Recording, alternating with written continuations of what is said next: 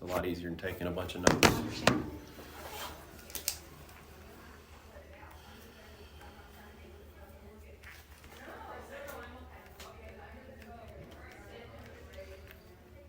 Just start with your name. What's your last name?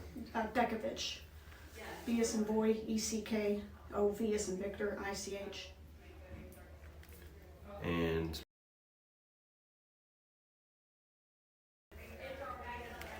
what's a good phone number for you?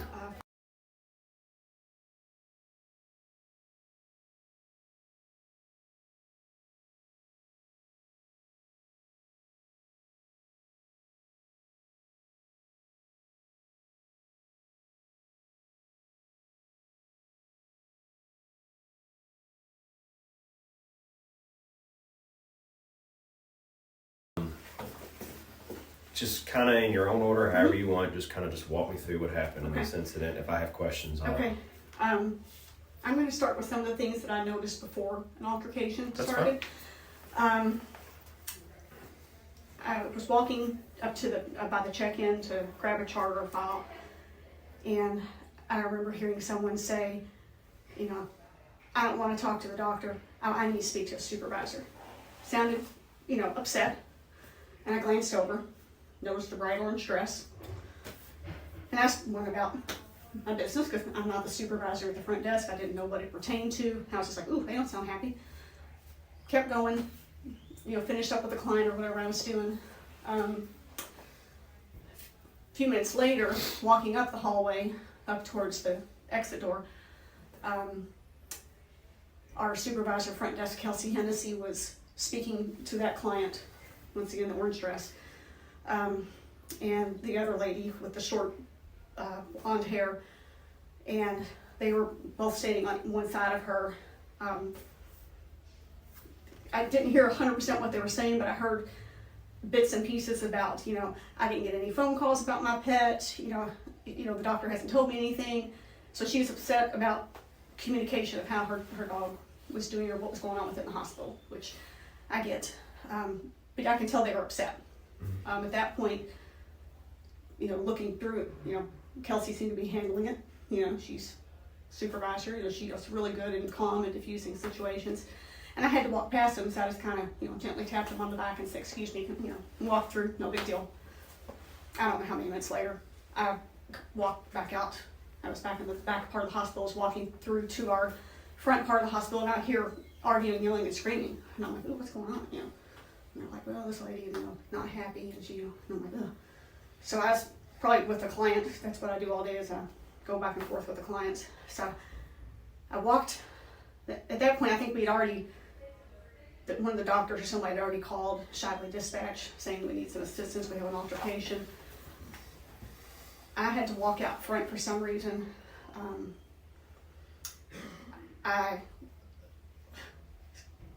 Bear with me because there's so much going on.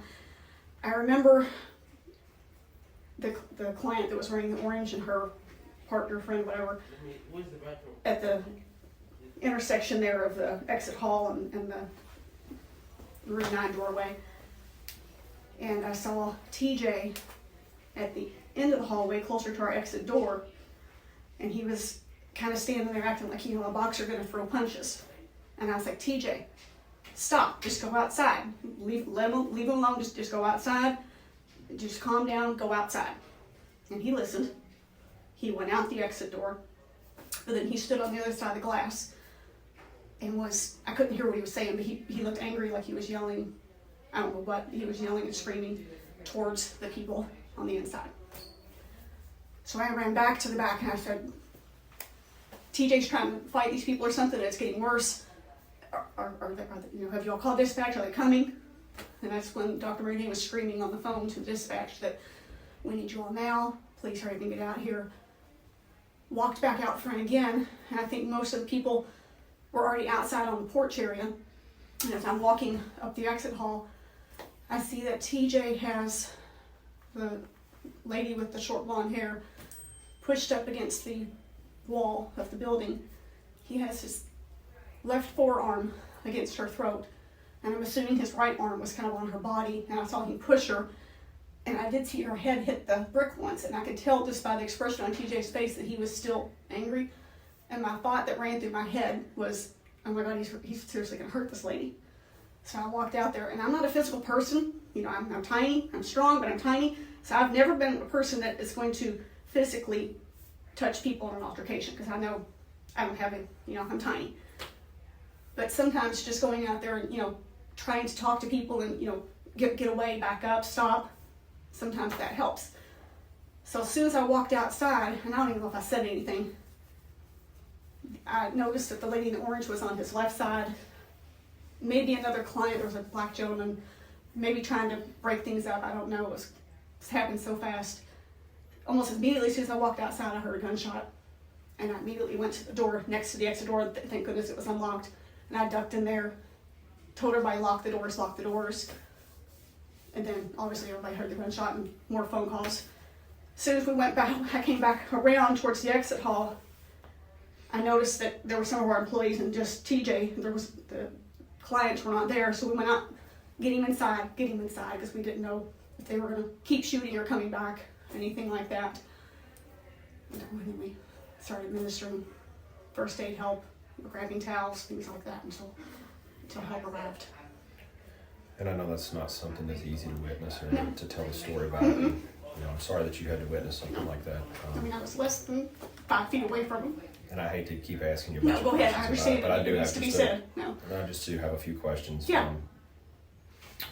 So when the shot went off, where were you at? Did you see what was going on when the shot went off?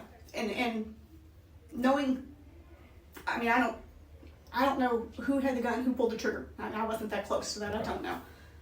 But from what I remember seeing, you know, the only 2 people that I knew who were involved in this was the lady in the orange dress and the lady with the short blonde hair. She was on his left side. The other lady was in front of him, but when we brought him inside, his wound was on the right. So I'm like, how did that happen? That's, you know, I don't know. I wasn't close enough to see anybody with a gun in any of the. I never saw a gun. I didn't know there was a gun involved until I heard the shot. Could you see what was happening when the shot went off? Like who was in a fight with who and who was doing what as far as movements? I know you said you saw the white against the wall and hit her head and things like Yeah. that. Yeah, and I want to say there might have been an employee trying to pull TJ off. Like I said, I remember there was a black gentleman, him and his girlfriend were here with their dog. I thought I saw him on the far, like behind the lady with the orange, like closer to Dixie Highway, but you know, maybe trying to pull her off or intervene, I'm not sure. I mean, no, it was just so much chaos and happened so quickly. I mean, I feel like I wasn't even outside 3 seconds and I heard the gunshot. And like I said, I immediately ran back inside. Yeah, I know things like that can happen quick and things are kind of just a blur. Do you have any questions that I didn't think to ask? After the shot went off, you said employees brought TJ back inside to administer. Yes, when I came in what we call our call center, which is next to the exit door, which is a solid gray door. I ran in that side and came back around to the exit hall because the exit hall and the front door have thumb deadbolts, and I just told everybody lock the doors, because obviously we don't want anybody coming in and hurting the rest of the staff or our clients. And then when we looked out there, the suspects were not there. Nobody was around him except our employees, and he's laying on the ground. So then, you know, his mother, Jen, and everybody else was like, get him inside. So, and I can't remember if I helped open up a door, and I don't remember. I just know he was close to me when he was, you know, there in the hallway. So after the fact, when you said you noticed, you know, he was laying outside and the suspects weren't there and there was no other clients out there, did you ever, you know, after he was brought back inside and everything, did you ever see the suspects again? I saw them. I glanced out the window just as the police were pulling up, and they were both standing there, and I saw the officers immediately put handcuffs on them and put them in the vehicle, but I didn't see where they went afterwards, because I know once I told everybody to lock the doors, there was 2 clients, like I said, the black gentleman and the female, I can't remember what their last name was, they had a dog that they brought in to be seen, were banging on the front door. Says one of my employees is locking it. I'm like, no, they're okay, let them in. So they're okay, you know, meaning like they're nice people, let them in. Let them in immediately and lock the door again. And that was at the entrance. So I don't recall seeing the suspects at that time, you know. Just so that I clarify too, because you know the fight's an important part of this. Right. So you saw TJ push the one in the white against the wall. He kind of already had her up against the wall and I walked out there, but I saw him kind of reinforce, push her against the wall again, and I saw the back of her head kind of hit the wall. And you thought that she was going to be seriously hurt? I did. Okay. I I heard did. you said his arm was on her throat? Across her throat, like this. Okay.